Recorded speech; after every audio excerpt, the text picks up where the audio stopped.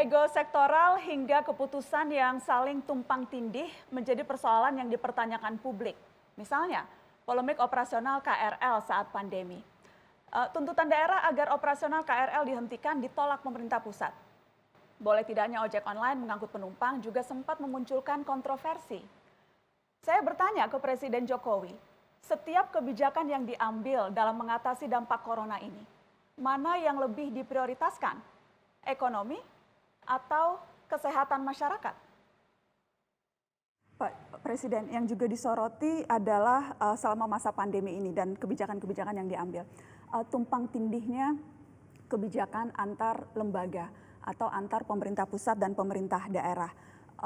Soal ego sektoral, Pak, yang bahkan diakui oleh Ketua Gugus Tugas Pak Doni Monardo, ego sektoral yang menyulitkan wewenang yang diberikan padahal sudah besar lewat Kepres yang Bapak terbitkan, tetapi dalam prakteknya di lapangan tumpang tindih dan tidak efektif, Bapak Presiden. Ya, tidak ada hal yang sempurna. Saya kira yang selalu saya evaluasi mana yang kurang, saya perintahkan untuk segera diperbaiki, plus minusnya mana yang baik itu yang kita pakai. Tetapi sekali lagi bahwa pemerintah tidak bisa bekerja sendirian, pemerintah pusat tidak bisa bekerja sendirian, kementerian tidak bisa bekerja sendirian, harus melibatkan pemerintah daerah, provinsi, kabupaten, kota, sampai ke tingkat desa, RT, RW, dan seluruh masyarakat. Ini harus terlibat semuanya, ini pekerjaan besar. Ya. Tidak mungkin pemerintah bekerja sendirian, nggak mungkin. Karenanya sangat penting koordinasi dan saling memastikan efektivitas kebijakan-kebijakan yang sudah dikeluarkan Bapak Presiden. Saya ingin minta tanggapan Bapak soal yang sempat ramai, Pak. Perbedaan Permenkes, Pergub DKI, ojek online tidak boleh bawa penumpang, hanya boleh bawa barang. Tapi kemudian keluar peraturan Kementerian Perhubungan, boleh bawa penumpang. Sempat simpang siur soal hal ini. Apakah Bapak Presiden sempat juga mengamati atau bahkan mungkin menegur, atau apa tindakan Bapak melihat ketumpang tindihan peraturan ini? Ya, saya undang. Memang saya undang, menteri saya undang dan disampaikan bahwa kenapa dibolehkan dari Kementerian Perhubungan. Karena jangan sampai ini menimbulkan masalah baru, persoalan baru. Menteri menyampaikan pada saya, tidak dilarang pun mereka sudah nggak ada penumpang, Pak. Jadi kalau dilarang nanti malah menjadi masalah yang baru. Tapi aturan itu harusnya memang yang benar, satu garis sama semuanya, tapi ini ada yang melihat dari sisi sosial ekonomi, ada yang melihatnya dari sisi kesehatan, yang ini memang perlu disinkronkan. Kalau Bapak Presiden selama ini melihat pandemi ini dari sudut pandang yang mana, Bapak? Apakah memang aspek ekonomi yang lebih diprioritaskan atau aspek kesehatan masyarakat? Saya kira yang diutamakan, sekali lagi di awal kan sudah saya sampaikan, COVID ini adalah virus yang sangat berbahaya. Sehingga yang didahulukan, yang diutamakan tetap kesehatan. Tetapi antara kesehatan dan ekonomi ini ada relevansinya. Nggak mungkin kita hilangkan salah satunya, nggak mungkin. Hanya yang didahulukan yang mana. Yang mana, Bapak? Ya tadi sudah saya sampaikan sejak awal, virus ini berbahaya. Oleh sebab itu kesehatan adalah yang diutamakan. Tetapi ini berhubungan. Coba saya berikan contoh. Kalau ekonomi nggak baik, ya kan? Kemudian masyarakat tidak mendapatkan gizi yang baik, atau yang lebih buruk lagi masyarakat tidak makan, imunitasnya menjadi lemah, virusnya gampang sekali masuk. Ini berhubungan, ada relevansi, nggak bisa saling ditinggalkan, itu nggak bisa. Tapi dalam prakteknya di lapangan memang ada keputusan-keputusan yang harus diambil yang akhirnya merugikan satu sama lain. Yaitu pilihan-pilihan yang ada dua pilihan yang buruk-buruk semuanya yang kita harus memilih, ya harus kita pilih. Nggak akan memuaskan semua orang karena pilihannya itu buruk-buruk semuanya. Kalau ada pilihan baik dan pilihan buruk, itu bisa dipilih. Ini pilihannya buruk-buruk semuanya. Karenanya Pak, saya mau tanya detail lagi Bapak, karena kan Bapak sangat detail orangnya. Soal ketidaksinkronan aturan Pak. Jadi PSBB melarang beroperasi perusahaan-perusahaan kecuali 8 sektor yang dikecualikan. Tapi ada surat edaran Menteri Perindustrian Pak, nomor 7 tahun 2020, memberi izin beroperasi saat PSBB. Padahal perusahaan-perusahaan yang diberikan izin itu di luar sektor-sektor yang sebetulnya dikecualikan pemerintah. Kebijakan ini diprotes Apindo, Pak, disebut tidak adil. Ini kan contoh berbeda-bedanya keputusan yang diambil di jajaran di bawah Bapak yang akhirnya membingungkan rakyat. Ya, saya melihat memang karena masih sektoral. Setiap kementerian pasti akan melihat kepentingan sektornya masing-masing, itu yang selalu terus saya tekankan agar ini satu bahasa, utamakan kesehatan dulu. Tapi dalam prakteknya kan mereka juga didesak oleh sektornya masing-masing, Pak, yang menunjukkan bahwa sektor ini kalau tidak juga diberikan perhatian akan memberikan dampak ini sehingga menteri kadang-kadang juga atau daerah pun kadang-kadang juga berbeda itu karena itu. Karena di lapangan itu suaranya berbeda-beda dari rakyat. Tapi komando ada di tangan presiden. Iya, selalu kalau ada masalah di lapangan seperti itu langsung detik itu juga saya panggil. Kalau alasannya masuk akal dan alasannya memang untuk kepentingan rakyat yang lebih banyak, ya saya putuskan. Tetapi memang sering kita diberikan pilihan-pilihan yang buruk semuanya, sehingga yang diputuskan manapun pasti membawa resiko atau dampak. Celah untuk mendapatkan resiko dari pihak lain atau sektor yang lain pasti ada. Saya mau kasih satu contoh lagi, Bapak, soal KRL. Karena belum lama Kepala Daerah Jabodetabek mengirimkan surat kompak meminta agar KRL dihentikan operasionalnya sampai tanggal 28 April. Karena dalam praktek ya masih terjadi penumpukan penumpang sehingga protokol kesehatan itu sulit untuk bisa dijaga. Tetapi kemudian Kementerian Perhubungan menolak permintaan itu. Apakah memang Bapak Presiden menyetujui keputusan ini dan apakah memang itu Bapak lihat sudah mempertimbangkan faktor kesehatan seperti yang tadi Bapak katakan merupakan pertimbangan utama Bapak Presiden? Kalau daerah-daerah mau mempersiapkan dan mau menanggung dari keputusan yang diminta itu akan kita berikan. Artinya pekerja harian yang naik KRL, buruh-buruh harian yang naik KRL,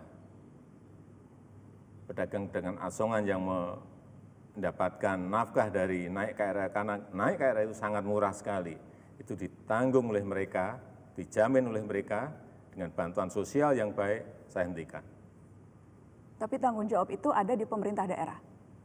Ya, karena kan mereka meminta, mestinya tidak hanya meminta, menyiapkan juga bantalan sosial, safety net, jaring pengaman sosialnya disiapkan dulu. Jangan hanya meminta, dihentikan, kemudian ya sudah masyarakat dibiarkan cari sendiri-sendiri, nggak bisa seperti itu yang saya nggak bisa. Bukan masalah kebijakannya, tidak, bukan itu.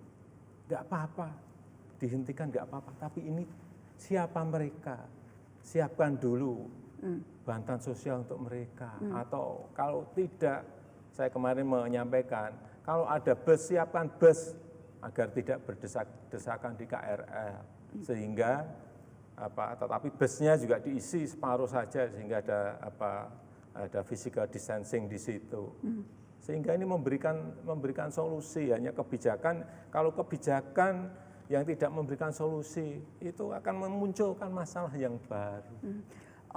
Kemudian ini nyambung dengan mudik, Pak, kontroversi mudik yang sempat di awal-awal komunikasi publiknya itu juga sempat simpang siur.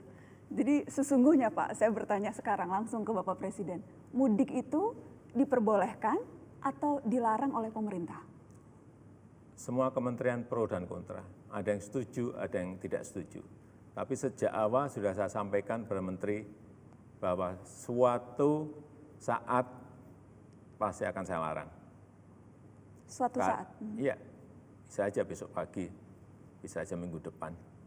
Pasti akan saya larang karena kita tahu bahwa mudik, hitung-hitungan terakhir kita, itu menyangkut masih yang ingin mudik, itu hitungan kita, kajian lapangan kita masih menyangkut orang yang jutaan. Bukan hanya ribuan tapi jutaan. Ada 34% yang masih ingin mudik.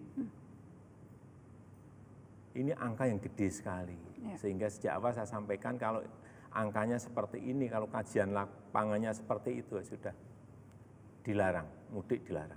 Kenapa tidak dilarang sekarang, Bapak?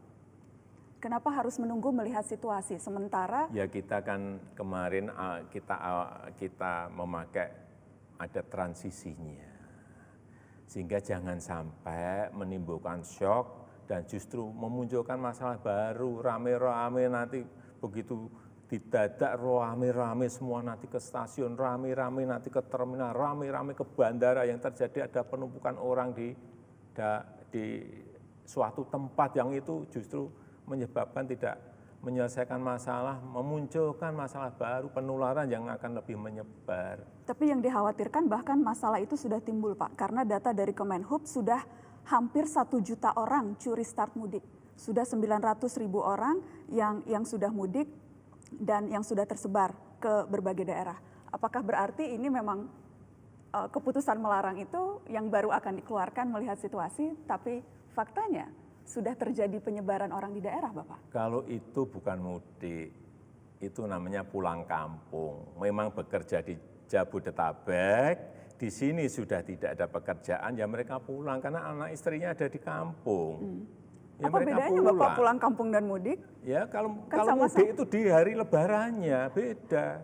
Hanya perbedaan untuk masalah merayakan waktu, Idul Bapak. Fitri, untuk merayakan Idul Fitri kalau yang namanya pulang kampung itu ya bekerja di Jakarta, tetapi anak istrinya ada di kampung. Tapi itu kan hanya perbedaan timing, Bapak Presiden. Tapi aktivitasnya sama. Mereka pulang dan kemungkinan membawa virus ke rumah itu juga sama. Coba dilihat juga di lapangan. Ini lapangan yang kita lihat di Jakarta. Mereka menyewa ruang 3x3 atau 3x4. Isinya 8 orang, 9 orang. Mereka di sini tidak bekerja. Lebih berbahaya mana? Di sini, di dalam ruangan, dihuni 9, 8 orang, atau pulang ke kampung, tapi di sana juga sudah disiapkan isolasi dulu oleh desa. Saya kira sekarang semua desa sudah menyiapkan isolasi ini, yang pulang dari Jakarta. Lebih bahaya mana? Saya kira kita harus melihat lebih detail lapangannya, harus lebih detail angka-angkanya. Tapi yang jelas dalam waktu dekat keputusan untuk melarang seperti halnya Bapak sudah melarang ASN, Bapak melarang TNI Polri, Bapak melarang pegawai BUMN, hal yang sama akan diberlakukan ke seluruh masyarakat. Tahapan pertama, kemarin kan sudah saya sampaikan bahwa ASN dilarang mudik, TNI Polri dilarang mudik, BUMN juga dilarang mudik. Ini kan tinggal nanti pada suatu titik kita juga akan larang masyarakat untuk juga sama tidak mudik. Bagaimana transparansi data COVID-19 di Indonesia? Presiden Joko Widodo sudah memerintahkan buka-bukaan data corona supaya tidak ada kesan bahwa pemerintah menutup-nutupi. Mengapa Presiden akhirnya berubah setelah sebelumnya menyatakan data tak dibuka agar tak menimbulkan kepanikan?